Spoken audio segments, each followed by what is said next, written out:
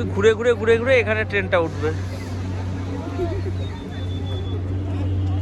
কত সুন্দর লাগছে যদি দেখো শহরটা।